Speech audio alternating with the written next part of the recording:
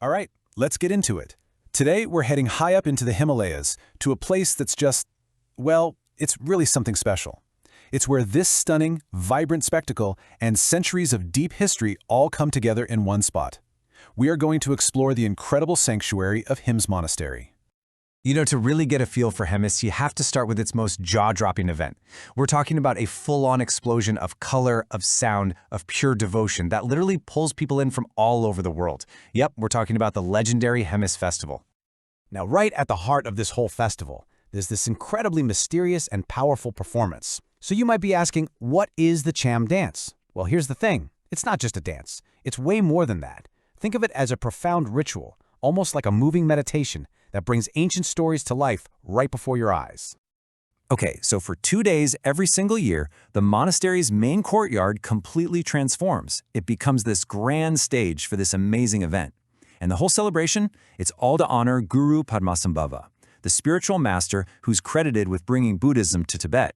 You have lamas in these incredibly elaborate masks and flowing silk costumes performing the Cham dances, and they're embodying gods and demons, acting out this cosmic battle of good versus evil.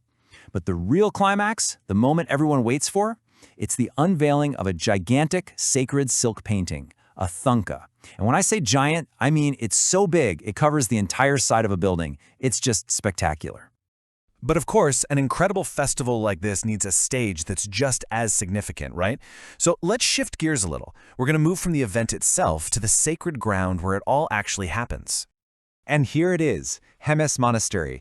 It's the spiritual heart of the whole region, kind of tucked away in this absolutely stunning, high-altitude valley in Ladakh. This is the home of the festival, but it's also so much more. This isn't just some old building. It's a living, breathing center of faith. And to really wrap your head around just how important this place is, get this. Hemis is the main seat of the Drukpa Kagyu school, which is one of the major lineages of Tibetan Buddhism, right here in Ladakh. This description really says it all. It's the wealthiest and largest of its kind in the entire region. That makes it an absolute cornerstone of spiritual and cultural life, and it has been for centuries. So that begs the question, right? How did such a major institution get built in this incredibly remote and rugged landscape? Well, the story behind it is all about a powerful alliance between spiritual vision and, you guessed it, royal power. The monastery that we see today was actually re-established back in the 17th century, and it was all thanks to this incredible partnership.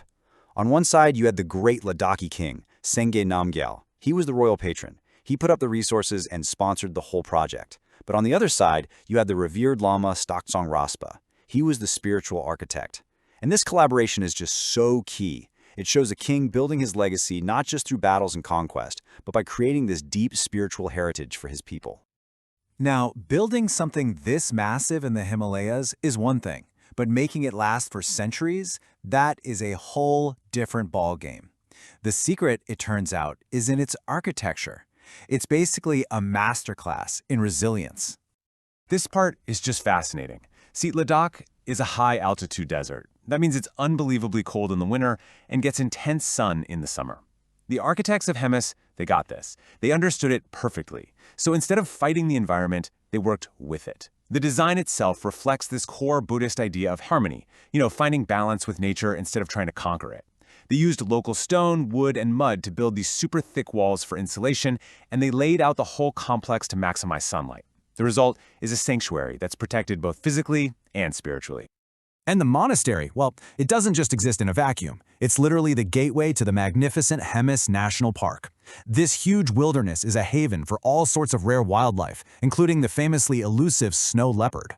So the monastery and the park, they're deeply connected. It's this perfect harmony between human heritage and natural heritage. So, let's step back. After 400 years of festivals, of prayers, of surviving those harsh winters, why does Hemis Monastery still hold such a special place in people's hearts today? Well, its legacy is complex, and it's very much alive. So what really is the secret to its endurance? The thing is, Hemis isn't just one thing. It's a vital center where spiritual practices have continued unbroken for ages. It's a guardian, protecting priceless artifacts and centuries of history inside its walls. It's a beacon for these completely unique cultural traditions, like the Hemis Festival, that are still celebrated with so much passion. And finally, it's a gateway to the breathtaking natural world around it. It's the intersection of all these different roles that really makes it so incredibly powerful. And all of this leaves us with one last, pretty big question. In a world that's changing so fast, places like Hemis Monastery, they really stand as a testament to endurance. It really makes you wonder, what does it take for ancient traditions not just to survive, but to actually thrive and stay deeply relevant in our modern world? Hemis, I think, offers one powerful answer.